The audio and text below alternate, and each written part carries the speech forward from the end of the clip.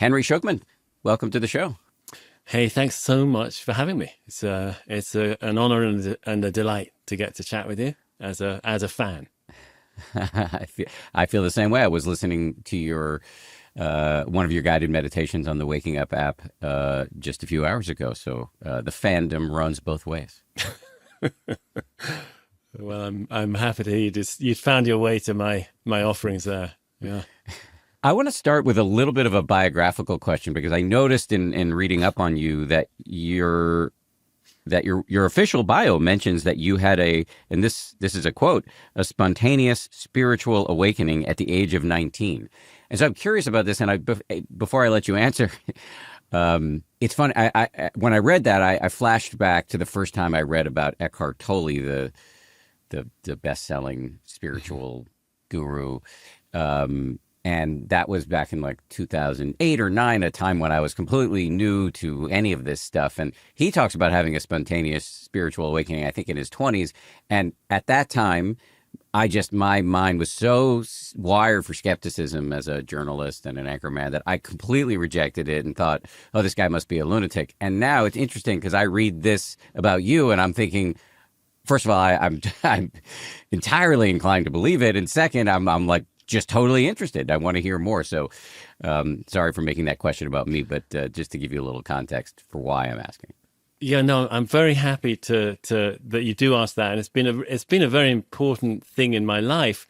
And I grew up, actually, I still am basically rational. I hope sort of rightly skeptical in the right ways. And an empiricist and all the rest of it. And, I grew up in Oxford. Both my parents were professors. I went to Cambridge. And this experience that you just referenced happened when I was on a gap year between, I'd finished my quote unquote A-levels in England and I was going to Cambridge to read ancient Greek and Russian. And I was a scholarly type. And during my gap year, my dad organized some work for me. He got me a job in Argentina on a ranch, which one of his colleagues at his college was Argentinian. And I went and worked out there with a friend, and then we backpacked through the Andes. And towards the end of that trip, I found myself alone on a beach as the sun was lowering over the horizon of the Pacific Ocean. And something completely outside anything that I had imagined might be possible or would have had any interest in happened to me. That at the time I had no idea what it was. It was only years later that I started to understand I had what was not, in fact, just a weird, random, extraordinary moment that just came and went. I'd had something that was recognized in some traditions as what they call awakening, which means, we could get into the terminology in a bit, but what happened to me was that I was just, minding my own business, looking at the sunlight on the water as the sun lowered. And I got interested in it because it was very bright. But when I looked more attentively, I realized that actually there were these very bright sort of scales of light moving over the surface of the water. And where there weren't bright scales, the water was incredibly dark. It was a sort of matte black. So what just seemed to me is, that's the bright surface of the sea. It wasn't actually on closer inspection. Then I thought, wait a minute, water's transparent. Air is transparent. So this surface is simply the meeting of two transparent media, there and then light itself is actually transparent. You see it bouncing off objects. So this emphatically present object, the surface of the sea, suddenly, just as I was kind of analyzing my own experience, became less sort of certainly what I'd, of course, quite naturally, logically, empirically, rationally imputed it to be. And suddenly then, and I don't know why, but suddenly the experience outside of me ceased to be separate from me. It was as if there was one sort of awareness which is what I really was and what the sea really was. And we were both part of that. And it went even deeper because it then became as if all that I was seeing was sort of insubstantial. And there was just a kind of sizeless emptiness. And that's what I really was. And it seemed to include everything. And it was an incredibly, and then it sort of ended, you know, and I realized, oh yeah, it's me again, you know, kind of thing, standing on a beach. Henry, you know, who's off to study at Cambridge and all the rest of it, and has, you know, just had an extraordinarily beautiful experience. And it left me with this, I mean, just a love like I'd never felt before. You know, I felt as if I belonged in a way I couldn't have imagined. I'd grown up with really severe eczema from the age of 6 months, which had made my sort of contact with the world highly problematic. And so I felt very sort of isolated and separate, you know, through my childhood. I also had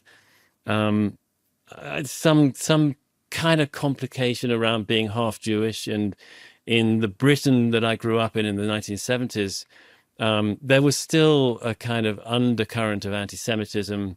So I didn't feel I really belonged in Britain, but actually I wasn't at all brought up in a Jewish way. I was just, you know, which was fine by me, but I'd felt an issue that I didn't really belong anywhere. And when this experience happened, it was like, oh my gosh, I could not belong more. It was like I was discovering I was inseparable from the very world I was in.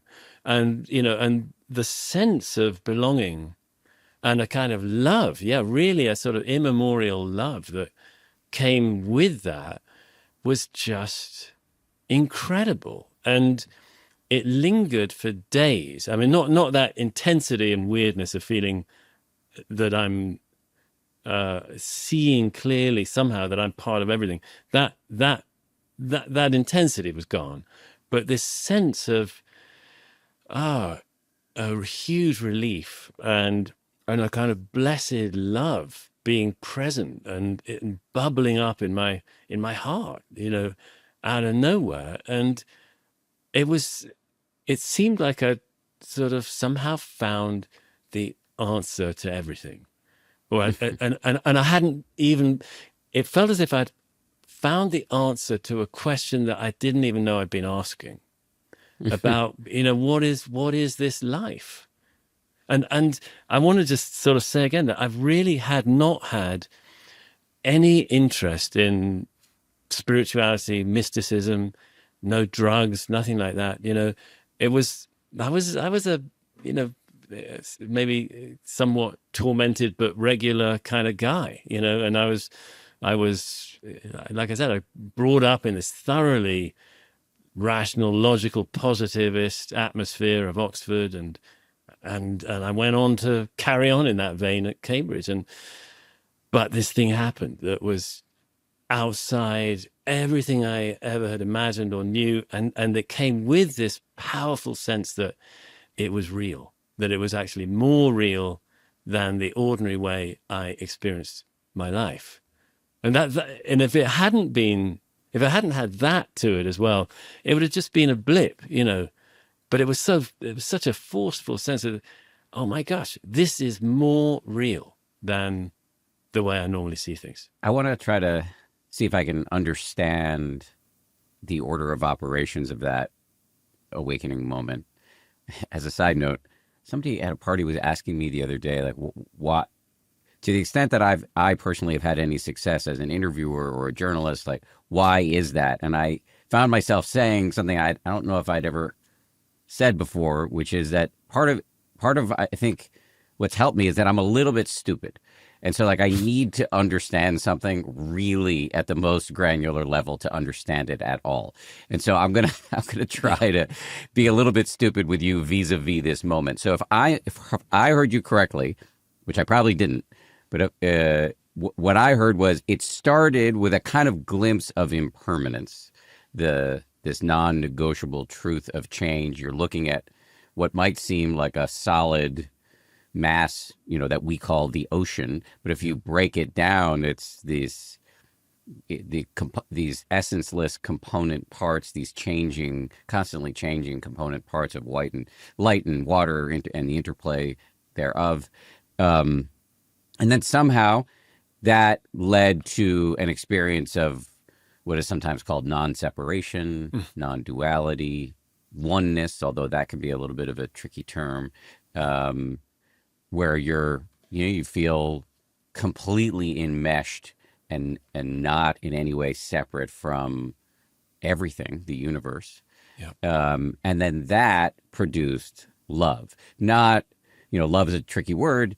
Not like I'm in love with that person over there, but more like because I know in my molecules that I intrinsically belong to all of this, love just arises uncontrived. So did I restate that with some degree of accuracy? You that was beautifully done. That was absolutely spot on. The only thing I would add, this is not a change, it's just an interpolation. There was a phase of it when the sort of visibility or perceptibility of the ocean and the sand I was standing on, there was a phase when that dissolved into something that, I don't really know. It's very hard to describe, but it was without substance. It was a kind of substance-less, I don't know, fabric that pervaded everything. And I assume decades on that was some kind of a glimpse of what, of shunyata, as Buddhism sometimes calls it, the emptiness, of all things. That there's a level on which somehow, if we really break down sense experience, it can sort of come apart. It can particulate, and those particles themselves can even become empty, and it can sort of seem like all of this sense experience is made out of kind of nothing, or made out of substancelessness of some kind, some insubstantiality. So that was in there as well. But I think that was only a refinement of what you were talking about with the non-separateness. It was a sort of, maybe like a sort of further step in non-separateness. Yeah, or an intermediate step between impermanence and non-separateness. So as I understand it, and that's always a tricky, my understanding is fleeting and questionable at best. But as I understand it, this is part of a classic progression in meditation, although you weren't meditating, where you start to have an increasingly refined view of the changing nature of everything. And that can lead you to see that it's moving so fast that nothing can be solid in and of itself. That's right. And then once you see that, it kind of inexorably leads to like, well, that includes me as the observer. I can't find Henry behind my eyes. Yeah. And once that dissolves, which can be a little scary sometimes, what remains is the world. What remains is everything, and you're a part of that to the extent that you exist. Yeah, I think I would go along with all of that, which I've since that moment I've studied it, the process more in my meditation training, and I'd agree with you, very much like that. The only thing is that I think there can be an experience where there isn't the world, where the world itself breaks down as well, and I see, I think these days you sort of can, I think you can point to some neuroscience or some at least cognitive science, maybe allied with some neuroscience, that does actually support the idea that our experience of the world out there, is actually a simulation running in the mind and running within the skull. There's, we could go down that, all the various rabbit holes we can go down, and that's one of them. But I think I feel that at that point, I definitely did seem to see that, oh my gosh, the world isn't actually here quite the way I thought it was. And nor am I. And we both share in this, in being this substanceless substrate or something. The language is, of course, well, notoriously difficult for this kind of stuff, but we can have stabs at it. And it was something like that. Well, I was just going to ask, what would you say to somebody who's listening to this feeling confused? Yeah, I'd say, sympathies, and I'm not surprised. And, what has Dan brought on the show? Who is this crazy guy with an English accent, talking about nothing's there or whatever? Definitely research. This happened, 40 years ago. And the world has changed since then. When after it happened, the story went on. I mean, I didn't have an easy time. A few weeks after, I went home and had a really difficult re-entry, and that's a whole other side of it. But back then, I wanted to know what had happened, and what was it? And I couldn't. I had nowhere to turn. I wasn't plugged into any kind of spiritual community, any kind of meditative community. I remember talking to my mum's friend who was a vicar in an English village, and I could hardly get past the first sentence. It was just, he was an incredibly nice man, but it wasn't his bailiwick, it wasn't his wheelhouse. And I really didn't know what to do. And and I really wanted to do something because it had been so important. And, I actually read the Bible cover to cover. I started trying churches, and none of them seemed to know anything like this. And I didn't, I wasn't really inclining that way. I took up transcendental meditation, which was incredibly helpful for the anxiety and mild depression I was living with.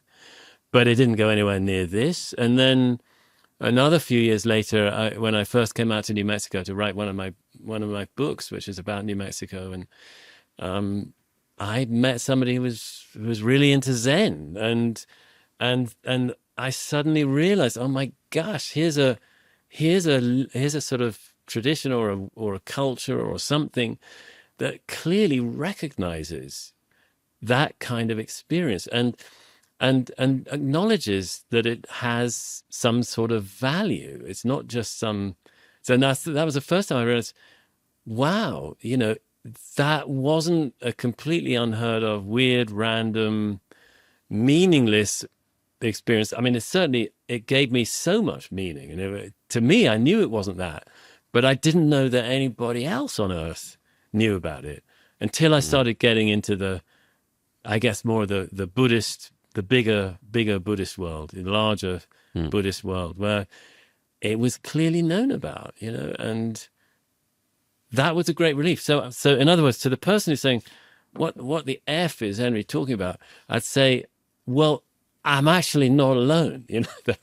There are now, especially, I mean, that's what I was going to say, the change from when this happened to me to today, is just staggering. Not only so many millions practicing or trying to practice meditation, but also a lot of people more curious and interested in these kinds of, if I may call it an awakening experience, in that kind of awakening, or call it non-duality, and exploring the nature of consciousness, of being alive, and and so I think today it might strike, there'd be maybe a larger contingent whom it would not strike as completely outlandish. Well, I think that's true. And I think you're speaking to a warm audience here. So I don't think people are, I think when I said confused, it's more like, I want it. It sounds amazing, but I still don't fully understand it or how to get it. So not like, who the fuck is this guy, but more like, how do I have what he's having?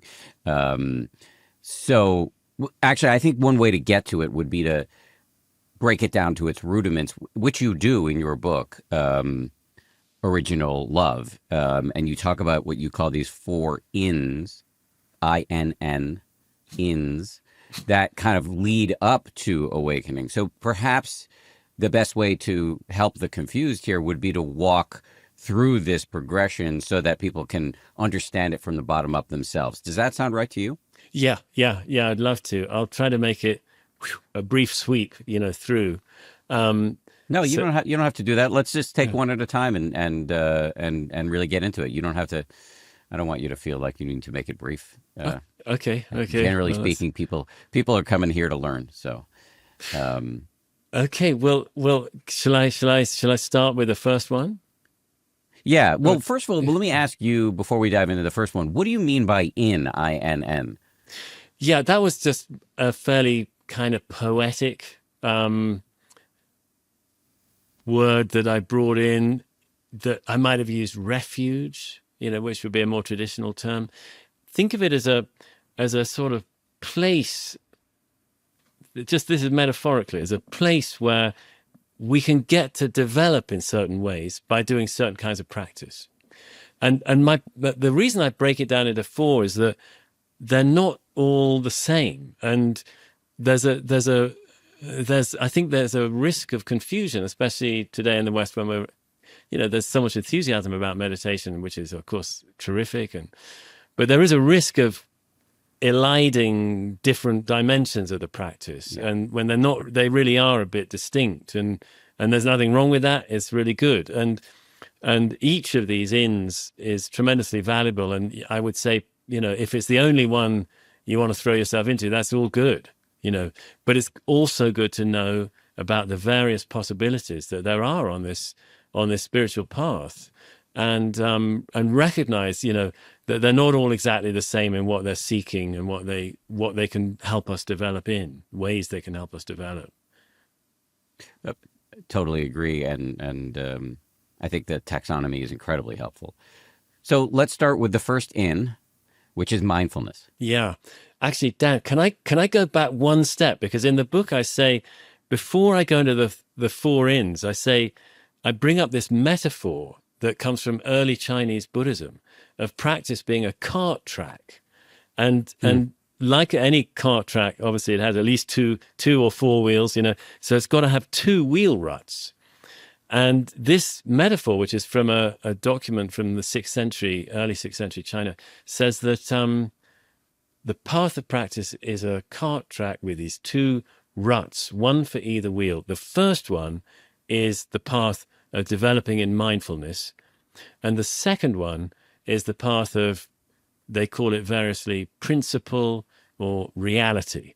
And that would mean the wheel rut refers to that kind of awakening experience where we discover non-separateness. And it's distinct from the first wheel rut because it's always present. It's a dimension of reality without time, without an all-encompassing and entirely one. Therefore, it can't be progressive. You can't make your way down it because it's always here. Is this too abstract and confusing? It's like they make it. They want. I just want to be able to see if I can again be a little bit dumb with you and restate it to you. So there is one thing that can be confusing about contemplative practice is that there is a path, right? There are things to do and there are skills to develop, and that path is taking you to something that's already here. And so understanding that is the key. Am I close? That's exactly right. Yeah. And when we can, what is already here, we can get that on different levels. There could be, in a way, the path of developing mindfulness is discovering that we've already got mindfulness. We just learned to tap into it more. But on that second wheel rut, they're saying it's not just about that. It's about, the whole of existence is already here. You can't develop in it in any way. It's already here. All you can do is get that more and more consistently. But it's not a programmatic. Sorry, go ahead. Please. No. I was just please. Okay. It's not a programmatic developmental path. the expression that's coming to mind, and I'll mangle it, but it comes from a Zen master, whose name I'm forgetting. But he would tell his students, "You're perfect, and you could use a little improvement." Exactly. And that speaks to the paradox here. That's exactly right. It was like, you're perfect is that second wheel rut. You need a little Yes. improvement is the first wheel rut. And they're Right. always present. I love that metaphor because there are traditions where they go all in on the non-dual and they forget about the personal development. And then there are traditions where they go all in on the personal and maybe more than personal, but on the developmental side, and they forget about the non-dual side. So I think it's an incredibly good metaphor to begin with. Like, both are always here, and we forget. You can forget about the non-dual if you're not curious about it. But if you are curious about it and you do go that way, you better do the other side as well, because you're a human being who has to be tended and helped and steered and in some ways trained and tamed, So I think it's a little bit of a cautionary note that we got to have both sides. And again, just for people who might be new to this, or maybe not new to it, but still feeling frustrated that they don't understand things, when you use the term non-dual, again, you're referring to non-separation, or what, the great spiritual cliche about oneness with the universe. Yes, make me one with everything, like the old hamburger Yes, joke yes. or whatever, the hot dog Yes, joke. Yeah, yeah. exactly. Yeah, that we are already one with everything, but we still have to do a lot of work if we want to be helpful, less harmful, etc. Thank you for setting the table in that way. Should we dive into number one right now with mindfulness? Sure. Yeah. Well, I mean, I think I'm sure a lot of us here today will have some pretty clear sense of what mindfulness means. It always begins with coming back to the fact that we can be aware of our experience right now, and very often we're not. We're lost in thought. And we're filtering experience through all kinds of conceptual and emotional filters, and we can become more aware of those filters rather than being so persuaded by them and caught up in the view that they offer. And so mindfulness is the anchor and the foundation of all of it, really, being able to come back and be present. It sounds like such a small, simple thing until we start trying to do it. And I feel the more we do it, the more we realize, oh my gosh, I don't know where I was the last 5 minutes, but I wasn't aware of the room I was in, I realized this when I was a kid. I was walking down the street to school in Oxford, carrying my satchel of books over my shoulder, kicking a pebble down the gutter. And one morning it struck me, I had no idea how I'd got from the last lamppost to this lamppost, and I thought, oh my God, I think I'm awake, but am I actually? Maybe half the time in my waking life, I'm just not awake. And and then I wondered, well, how awake can you be? Even when I think I'm awake, could I be more awake? So, I still wonder, actually. Joseph Goldstein, my great friend and meditation teacher, often talks about how we're dreaming ourselves into existence because we're just so often lost in the dream of thought. Exactly. And I've done a lot of work with the 4 foundations of mindfulness, the Satipatthana Sutra. I love Joseph's talks on them. I listened to all of them, actually. He gave something like 49 talks, I think, on that sutra. It's all about mindfulness. And yeah, it's beautiful. It begins with the body, coming back to the body, because the body doesn't do time travel, the mind does. And I continually come back to those foundations of mindfulness repeatedly. Yeah. I just want to jump in and define a term here, just for people new to Buddhism. One of the Buddha's most famous lectures or discourses was called the Satipatthana Sutta. Sutta is just a word for a part of the Buddhist scripture or teaching within the Buddhist canon, and the Satipatthana is, it basically means the four foundations of mindfulness, the four ways to be mindful. And the first, I'm not going to go through the whole list right now, but the first is the body, just being aware of the breathing or various sensations in the body. As you said before, the body's always awake right now. Yeah, yeah, yeah. And for me, it was a beautiful thing to come home to my body. It felt like a homecoming after I'd had that awakening experience. I then had, a number of years, like I mentioned, of being out in the desert, very unhappy, and desert metaphorically, that is. I now live in the desert, actually, but that's physically, and when I started meditating, it was coming home to being in this body. I took up yoga as well, which was so glad I did. It was really helpful. It went really well with meditation. And in my case, as I became a bit more mindful, I started to realize how unhappy I was, and that I was sitting with anxiety a lot of the time. And I started doing therapy, and I'm really glad I did. And it was, that was critical for me getting, in other words, my path of mindfulness showed me, man, I need some strategic professional help, and I imagine, well, I hear from a lot of people who are meditators that they have done or do therapy at times as well, because I think it's a natural kind of thing that as we become more mindful, we recognize more how we're doing. It's a barometer as well as it is a methodology for self-development and healing. I was intrigued in looking at your book that within this section, again, we're going through the four ins in your book, and the first is mindfulness. And within this section of the book, you talk about, in fact, I believe you have a whole chapter on loving your obstacles. What does that mean?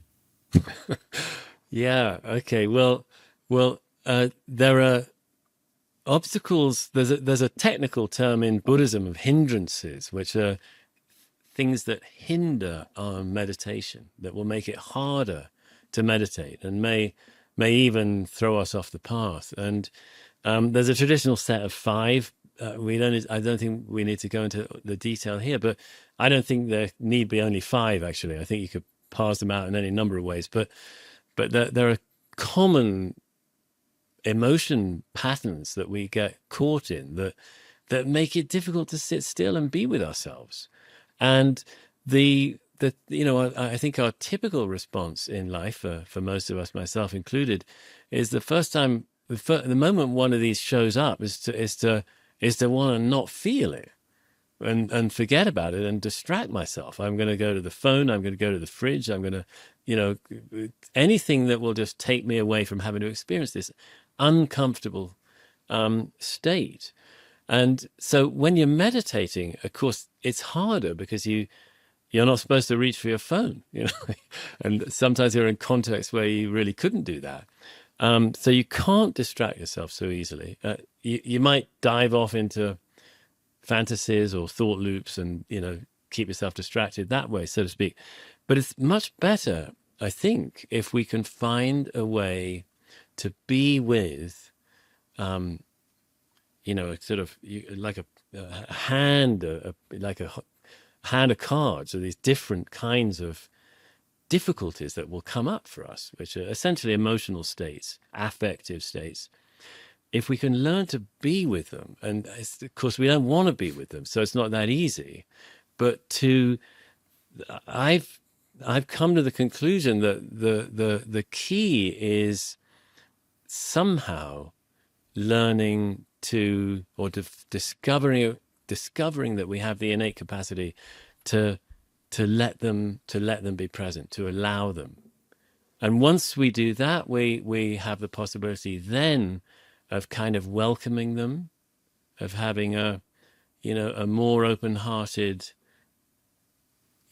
recognition and allowing of them.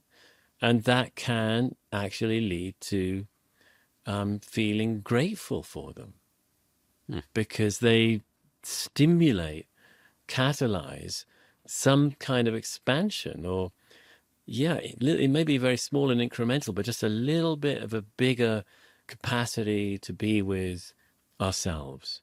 I could say to be with our experience even when it's difficult, but that is actually being with ourselves, in a more accepting and ultimately more loving way. And I feel that's a really beautiful thing. And I think it's one of the most important things for me. It's been on my path of meditation. It's been learning how to be with what I find difficult and to feel in my body, the discomfort of anxiety, for example, and to find that I actually can find within myself a capacity that is warmly oriented towards a difficulty like that, a difficult thing like that. And it's beautiful. I regard it as a way of having a more open heart. And then that heart that is resisting life resisting it less, can become more consistently a thing we turn to and remember to switch on, sort of thing. In other words, it becomes a little bit easier to open in that kind of way again when we need to. Well, we could talk for hours about mindfulness, but in the interest of time, let's move to the second in, which is support. What do you mean by that? Yeah.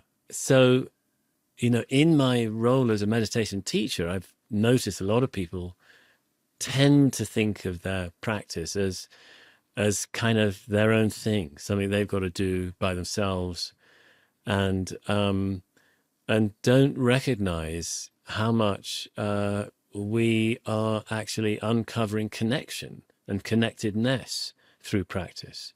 That whatever. Sure, there's a side of it where we need I guess the self-discipline or whatever it is that helps us form the habit and sustain the habit, because as most of the benefits come through over time. It's more like watering a garden than just instantly building something nice. They come with time as we tend the garden. So the daily practice and the long-term practice are really key. But I think that we find more and more that we're not an isolated entity. We discover that we live in a world of multi-directional forms of support, and that comes in very obvious material or sort of manifest ways. Like we might have a teacher, we might have people we connect with around meditation, and we have people that we don't connect with around meditation, but other things, and they're incredibly important in our lives. And so just kind of wearing down or diminishing the idea that I'm on my own trying to make my life okay, and mindfulness is part of my regime. That's an incomplete picture from my point of view, because actually we're totally embedded in so many systems. And our very existence is a confluence of an infinite number of systems, and we got so many systems within us, and we're really not isolated entities. And so any ways that we come to recognize that more are going to help us. And again, I think every time I've recognized that in some way, wow, I'm connected more than I realize, it, whatever ways it might be, it softens something hard within me in a really nice way. And I would hazard the use of the word love in some sense there, that it opens me up in some way to something, that feels a bit more of a loving way to be in this world. I agree with your use of the word love. I've expended a lot of calories trying to kind of reclaim the word, because it is so freighted. And in our language, we'd have this one word, whereas in other languages there are many words for different kinds of love. And I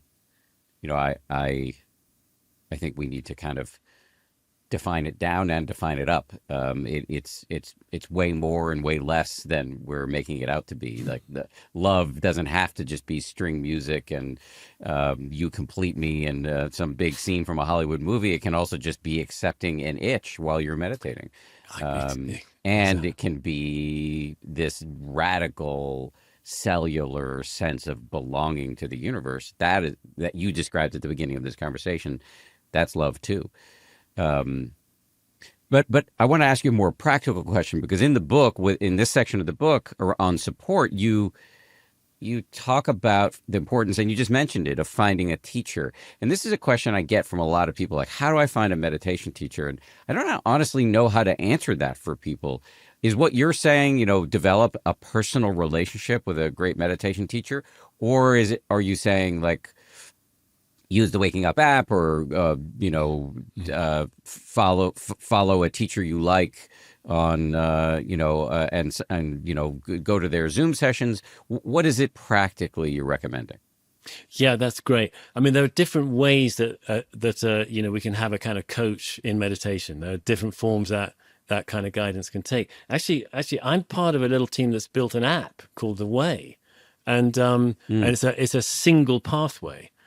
Which I lead, which is, so anybody's, I would say start there if you want, because it'll tell you what to do day by day, and you build incrementally in this long pathway rather than having to choose, well, which one should I do today? No, we just guide you. This is the one you do today. And there's a sort of logical sequence to them that develops your practice. So I'd say, hey, if you're not sure, give it a try. See if you like that. There's many sessions that are free. You could just dip into that. But aside from that, I think in general, yeah, it comes in so many forms. I mean, one form is read a book. I mean, I read Pema Chodron in my late 20s, and I absolutely loved it, and it was really, really helpful. I love Tara Brach. I read you, and it helped me, and so that's some kind of connection with some kind of teaching for sure. It's guidance, And then I've also had a long, years long or even decades long relationship with a Zen teacher who it was a very, who I had to meet with regularly to go through a particular kind of training with. And that was an extraordinary privilege. And I feel very lucky and blessed that I was able to do that. But that's not for everybody by any means. I think it also depends a lot on what we want from the practice. So there's been, I mean, I feel we're trying to get wiser about this kind of practice in the West, and it's going to take a while. And when I've never met her, but I've listened to Willoughby Britton, from Brown, who talks about catastrophic events that people have through meditation. Usually when I listen to the stories, I think it's just a mismatch. Somebody wanted a bit of mindfulness to dial down their nervous system, and they went on a 3-month retreat. It's like we're not yet sufficiently informed and wise about what are the right kinds of things we need in practice for the kind of reason we have for practice. And that's another reason I've written this book. There's different reasons to do it, and there's different forms of practice that will deliver different results. So if you want 10 minutes a day to get a little bit calmer, pick up an app and that's great. You've got what you need.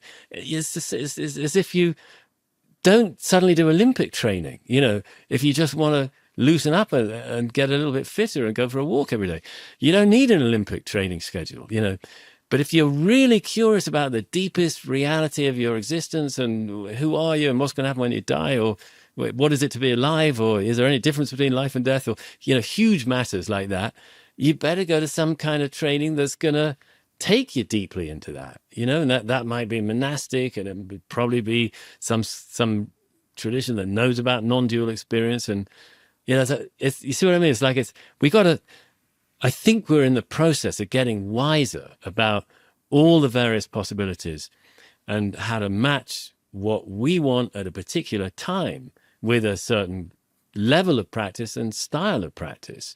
And of course, that might change over time. And 3 years later, we might want something different, And then we reshuffle the deck, and or maybe it's less random than that. Sorry, that's a bad analogy. We look through, Instagram, or we look through, that's not a great analogy either. We do we get informed on what possibilities are, which is it's the information is suffusing the world of people interested in meditation more and more these days. So it's going to get easier and easier, I think. Meditation is not just a quick fix. It is a practice to change all parts of your life, and you don't have to be perfect. You just have to show up. The Happier Meditation app meets you where you are so you can realize more than you thought possible with a flexible approach that grows with you and wisdom from some of the world's most insightful teachers. Happier helps you get more out of meditation so you can give more to every part of your life. Go to happierapp.com and start meditating in a way that truly fits you. So the third in is absorption. Oh my gosh, I'm sure lots of people will disagree with me completely. I feel there's a certain state that's recognized in all Buddhist traditions known as samadhi, and it's sometimes translated as concentration, and it's sometimes translated as one-pointedness. And I believe its roots actually in Sanskrit are something like everything held together. Sam is like the Latin sum, S-U-M, so it's everything held together. And the D part is holding, I believe. But anyway, I think neither the word concentration nor the term one-pointedness are really helpful. I never found them at all helpful, and I still don't. I think it's much more like flow states. Basically, when somebody gets into a flow state where there's less sense of effort, there's less sense of self-consciousness, there's less sense of, often less sense of time, or time gets weird. Flow states are a beautiful thing, and there's tons of research on them, and people drop into them in all kinds of daily activities. There's that great researcher Csikszentmihalyi, clusters of consonants, long clusters of consonants in his name. But actually, it's quite, when somebody taught me how to pronounce it, Csikszentmihalyi, it got a lot easier. But he talks, he studied flow, and he was, I think, an early researcher to really recognize it as a human capacity, that we will be doing something and, having to concentrate, and it's hard. And then there's a gear shift. And suddenly, is easy, and we're doing it really well, and time dissolves, and suddenly 2 hours have gone by. My God, what happened? Violinists, writers, athletes, musicians, people writing a report, people doing spreadsheets. It can happen in all kinds of activities, that absorption in the activity. So with meditation, I think it's basically the same system in the brain happening. It's just that you're doing it in a less external, while engaged in a not so external activity. It's, you're doing it while you're following your breath, or you're doing it while you may be, I don't know, sitting with any number of practices. And you've been struggling to keep the practice going. And then, I would hear from this quite often with meditators. This weird thing happened, Henry. I've been trying to sit for 12 months, and it's always an effort. My mind's all over the place. And then yesterday, I don't know what happened. It was just so easy, and I was clear as a bell, and I felt so sweet and good, and my mind was so clear, and it was beautiful. Everything was beautiful. That's a flow state, and it's part of the meditative canon. It's part of what we can taste it in meditation, and I believe that meditating can make us more predisposed to fall into flow outside of meditation. And Csikszentmihalyi thought it was really healthy. Like, his research suggested that people were happier and more satisfied with life the more they got into flow states. And I know lots of people who basically their career choice was because it was an activity that took them into flow. Your story about having this sweet or beautiful or exhilarating experience on the cushion just brings to mind a story where I was on a retreat a couple of years ago. It was just me and two friends and a teacher. And this is during the pandemic, so the retreat centers weren't open. So some friends and I, we got a teacher to come teach us, and and my friend Josh was reporting to the teacher that we were all, in the mornings we would have a session together and talk a little bit about what's happening in our practice. And my friend Josh described this really incredible experience on the cushion. And my other friend Stefan, who's sort of a tall, very serious German man, and he just intones, "You will never feel that way again."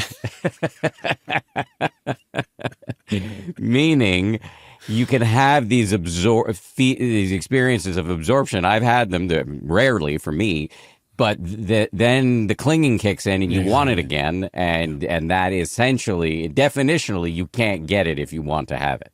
Exactly right. I totally agree. And that's then the thing is, how do I deal with the fact that I want it again? Becomes the next phase of practice.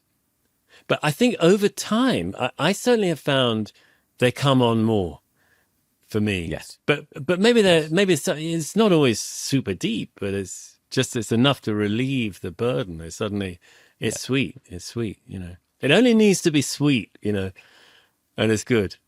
It's just got to be 51%, really. So in this part of the book on absorption, you talk about koans, which is sort of Zen riddles, these imponderable questions like what's the sound of one hand clapping, et cetera, et cetera. Can you talk a little bit about what koans are and how it would fit into the category of absorption? Yeah, so I'd say the little rider here would be that the primary purpose of koans is found in the fourth in, where it's about catalyzing glimpses of non-duality. But they seem to be really good at bringing on flow states as well. If somebody can take... They're weird. There's just no getting around it. They are weird, and they take some justifying. Even of people who think they might be curious about it, they'll quickly get frustrated with it quite often.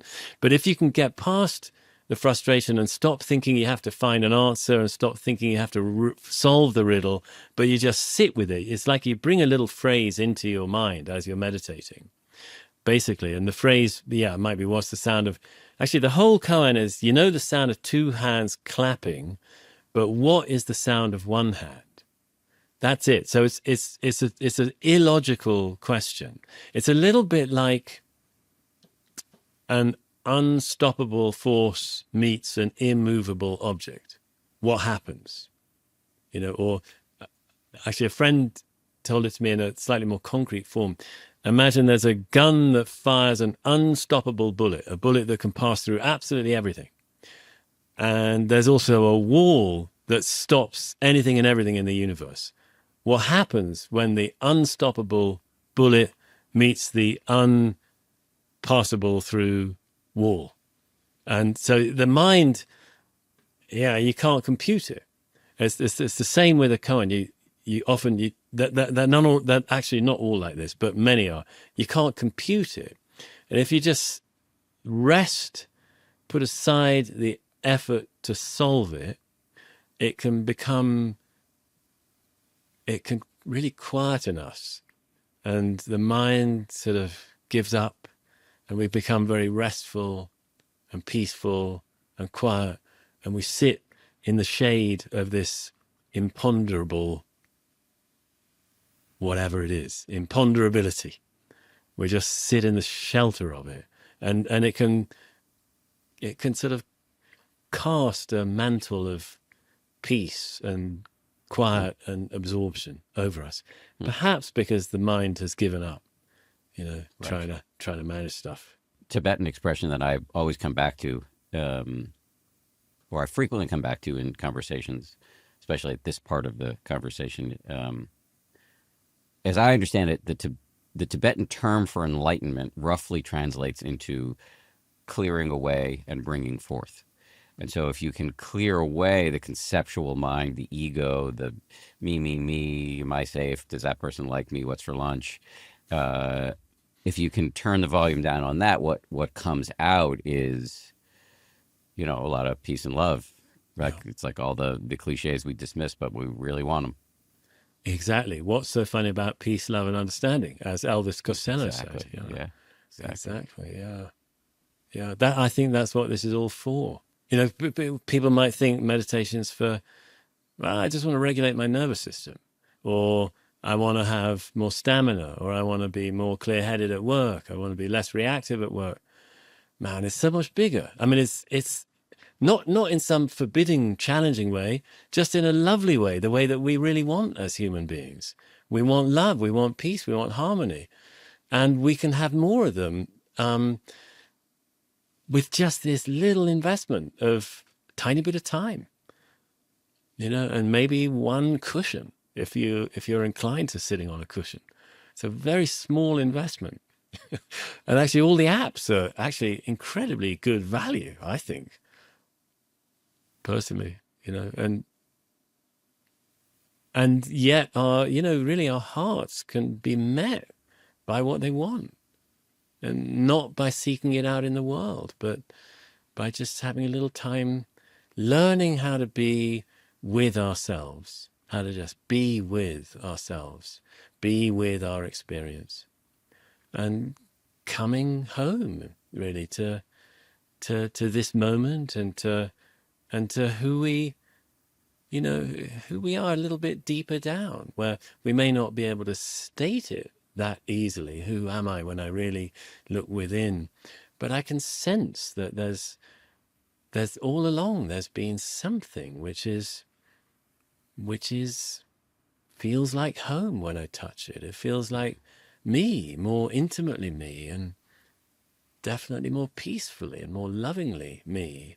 And that, I don't believe that those are just overlays, the lovingness and the peace. I think they're intrinsic somehow. Deep down we find them. Would you say we're now in the fourth inn of Yeah, awakening? we're skirting. Yeah, we're definitely making forays into the territory. Yeah. Yeah, skirmishes on the border for sure. Yeah. Well, let's do. Hopefully, it's not an unwise, land invasion of Russia in the winter. But let's make a full motion now into awakening, if you don't mind. Yeah. Yeah. Well, you know, it is always a dramatic shift of some kind. It's like it's out of a way that I've pretty consistently understood life to be into some other way that is unfamiliar, you know, or it's just not what I usually experience. Now, it might also bring with it a beautiful sense of a long lost familiarity. Oh my gosh, I know this from long ago. I can't remember when, but this is what it has been all along, and I didn't recognize it. That kind of sense is quite often comes with it. You know, I think it's quite sort of radical. I've in my experience, actually, I mean, personally, but also, you know, with students that I work with, it very often does not happen while meditating. It'll be, you know, certainly, of course it can do, but quite often somebody is, you know, they're in a meditation practice and they're practicing regularly, and then they're reaching for the frozen peas in the supermarket aisle. And all of a sudden, you know, there's just nothing else in the universe. This is the whole of the universe right here as I reach for the peas and I feel the cold plastic on my hand, you know. I had it once driving a rental car back to Glasgow Airport after a piece of work I'd been doing in the Hebrides. I was listening to a song on the radio that suddenly struck me as particularly beautiful. This is many years back. I was in a complicated situation in life at the time, and I was feeling these emotions in my chest. And suddenly, yeah, it was just, you know, all of this entire scene, all its complexity and richness was just kind of pouring out of nothing into existence. And I could sort of see the nothing from which it came.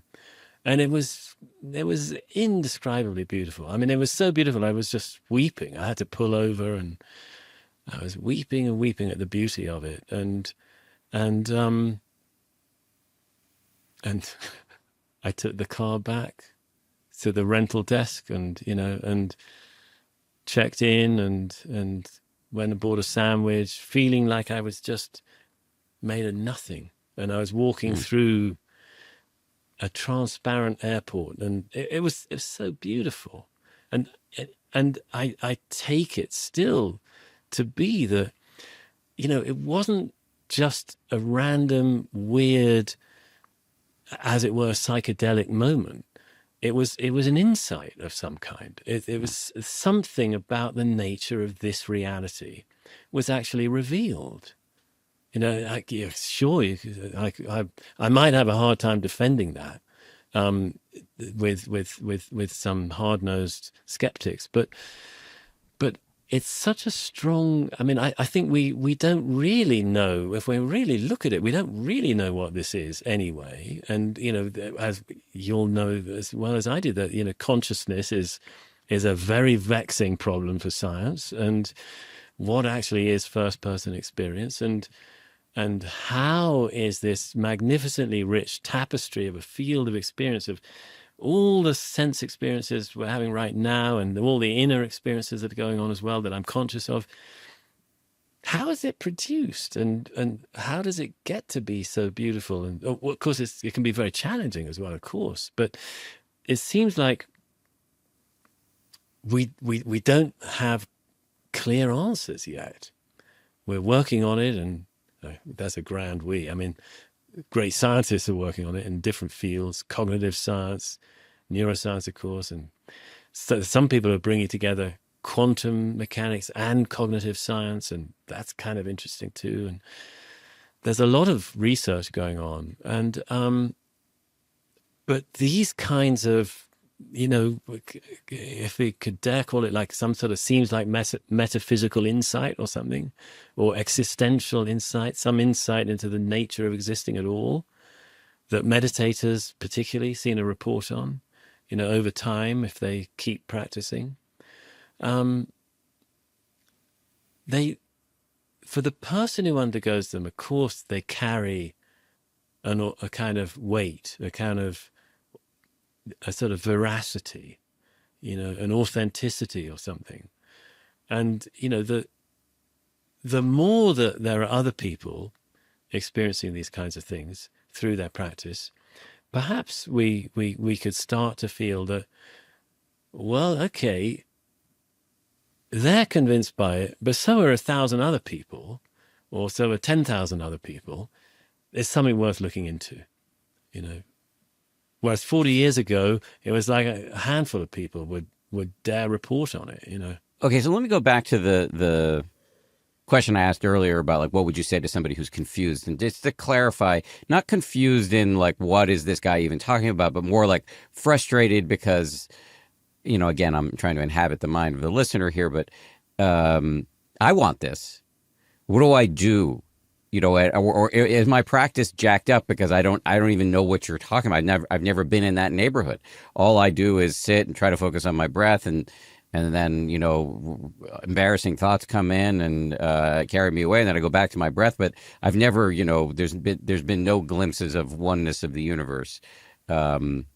Should that person be doing a different kind of practice?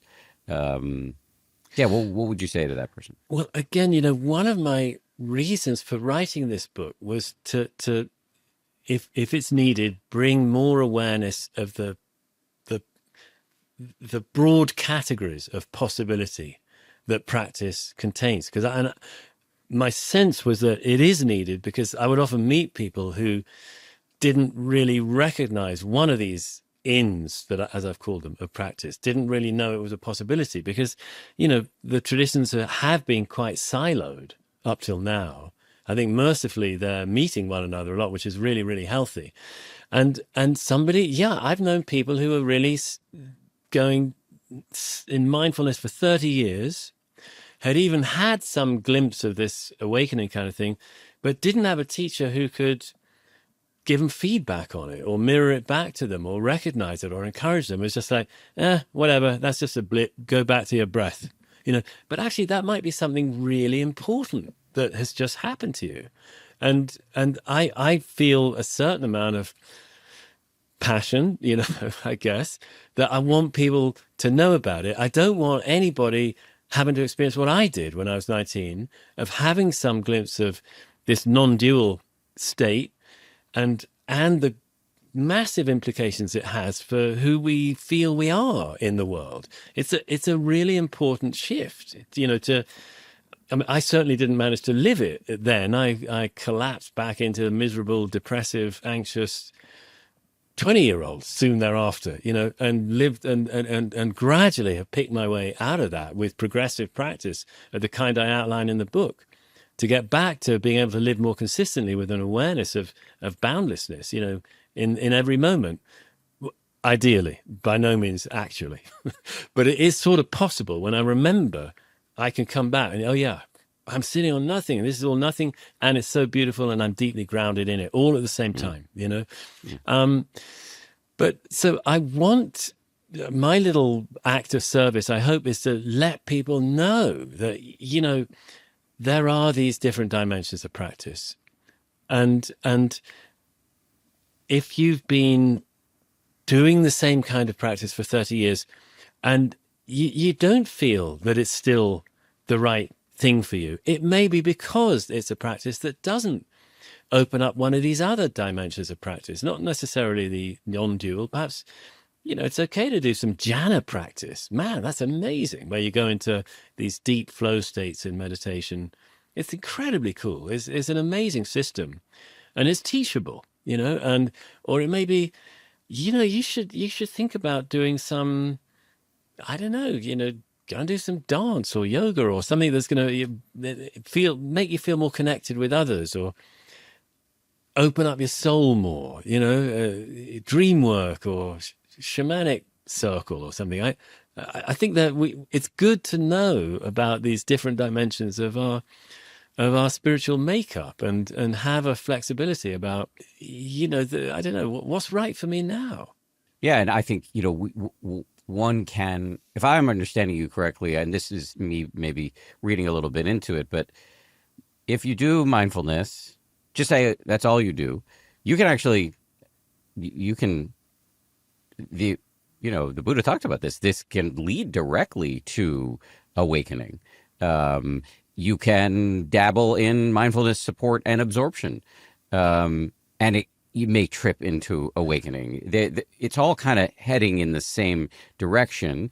And there are certain things you can do, tweak your practice, investigate things, but also it's very helpful to bear in mind that if you want it too bad, if you're pushing too hard, if you're clinging to the rope, you will get rope burn, and you will not, it's not going to lead to these tantalizing experiences you're describing. And so generally speaking, the way I've approached this, and you please correct me if you think I'm seeing this incorrectly, is there's an expression from the great meditation teacher Matthew Brensilver: your progress, he tells this to his students, your progress is none of your business. So just do the practices, try to have some intuition around what's the right practice at the right time, be curious, have an open mind, and these experiences may come. Yes, I think that's right on. Your progress, and perhaps even your assessment, is none of your business, Now, at the same time, I mean, I know there's schools where, you're just supposed to keep getting more and more mindful. And if you break your mindfulness, you're back to square one, and you've got to build it up again.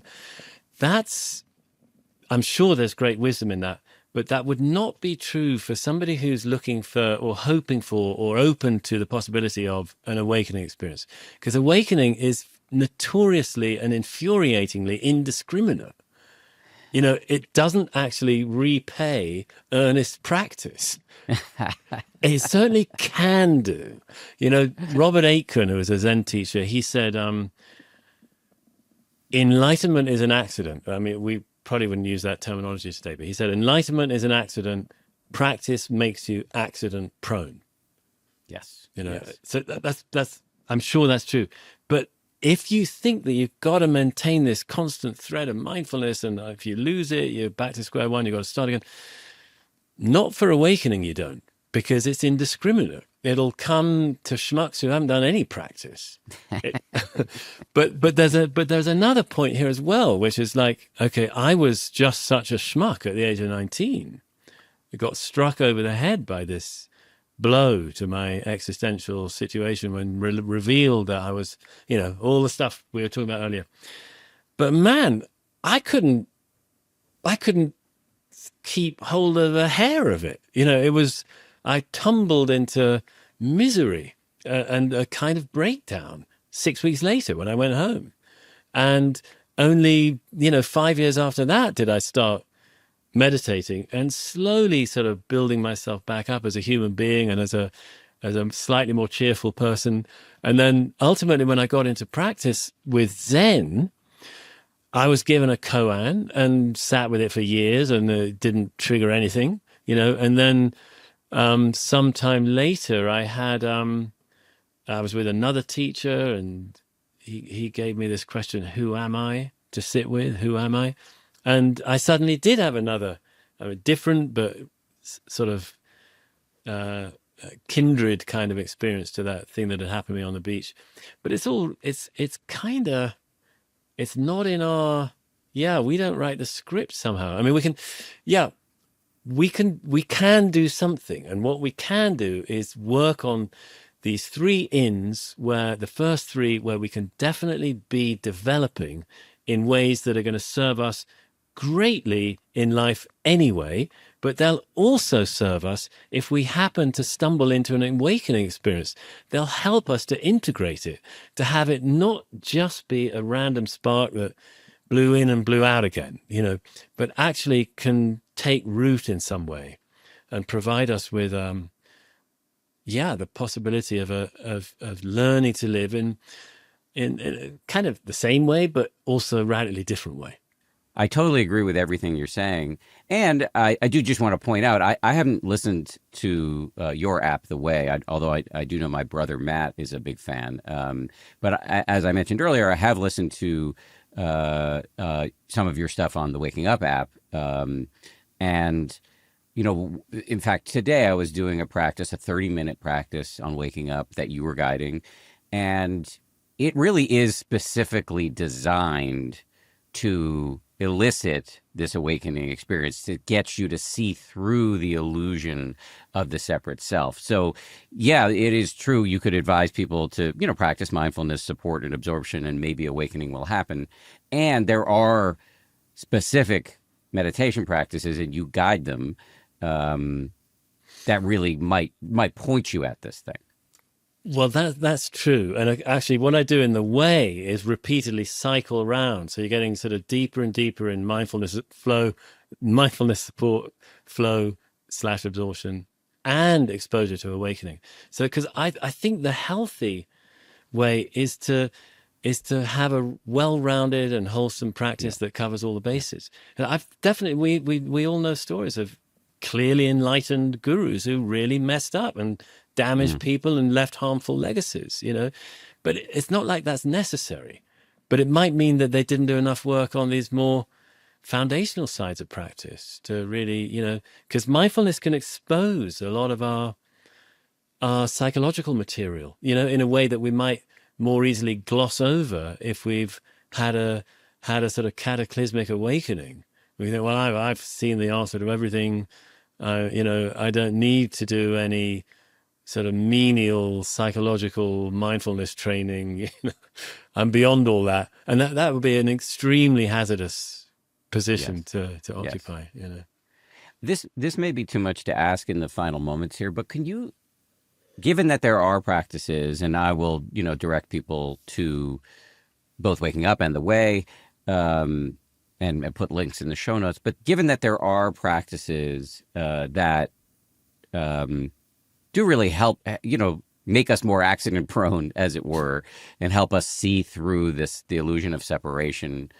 Can you just, we don't have time for you to guide us now, but can you just briefly describe like what those practices are like? I'll just say before I shut up here that, in the practice I was listening to this morning, you had us imagine our name written on a piece of paper, and then putting a match to that piece of paper and it goes up in flames, and like, and it kind of leaves you with, yeah, who am I beyond the label that I've put on myself and that my parents put on me, and it it gives you, just for me, it just gives you a scintilla of a sense of the vastness that lies beyond my small self. Well, I'm happy to hear that. That's exactly what I was hoping for. Exactly. So yeah, there's many like that. You know, our ordinary sense of separate self is busy fixing, solving. So what is it like right now if there's nothing to solve? What if right now there's nothing to fix?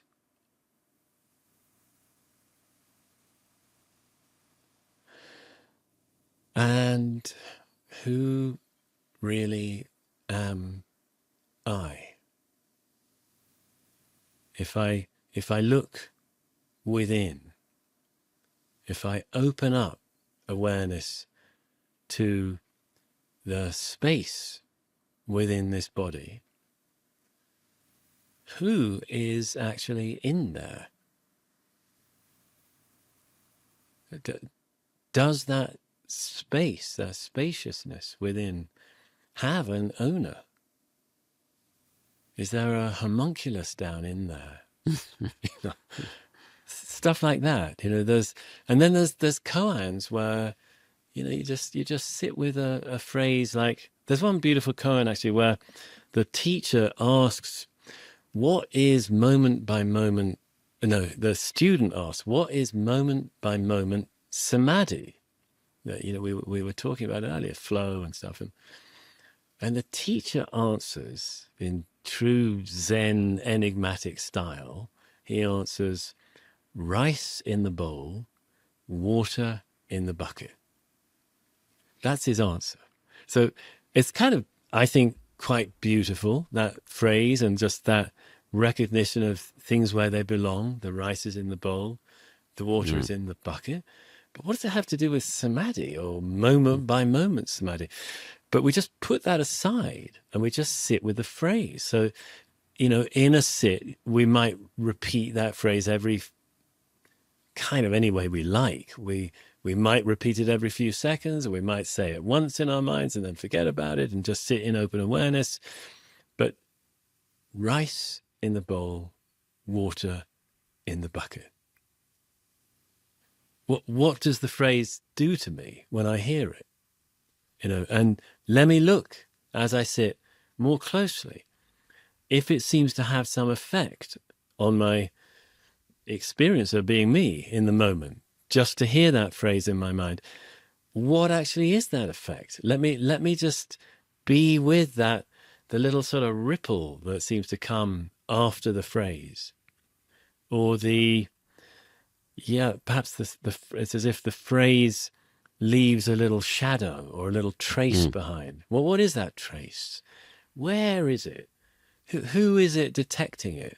You know, we can sort of do those kinds of investigation. And I think they're salutary and wholesome and can be fun. Yeah. You know, they can open up a sense of beauty, which is part of this whole thing as well.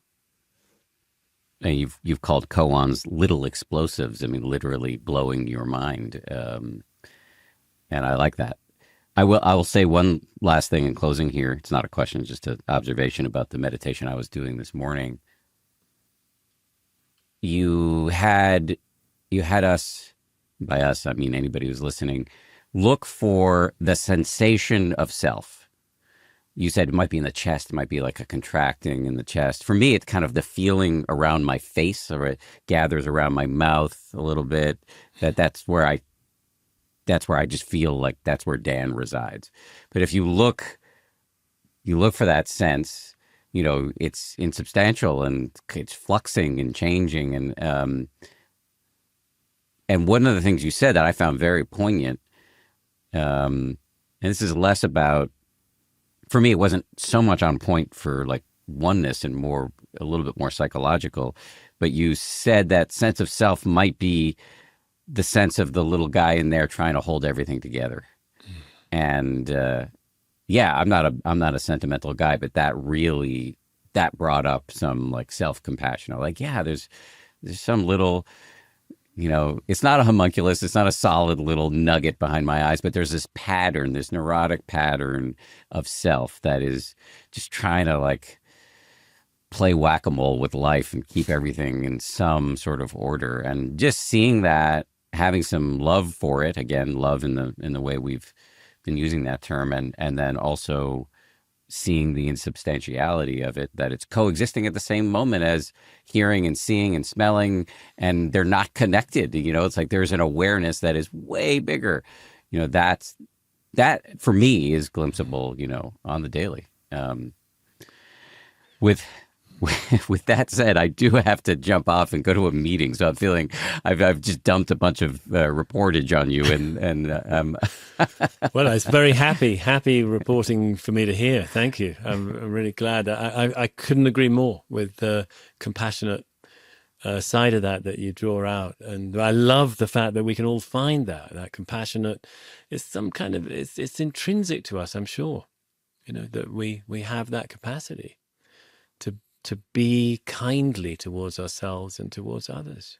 I do want to thank you for your time today, for your teaching, which I think is excellent. And, I'll put links in the show notes to your book, Original Love, to The Way, your app, to Waking Up app, where you have a lot of teachings. So there's a lot of stuff out there from Henry that people should be looking at.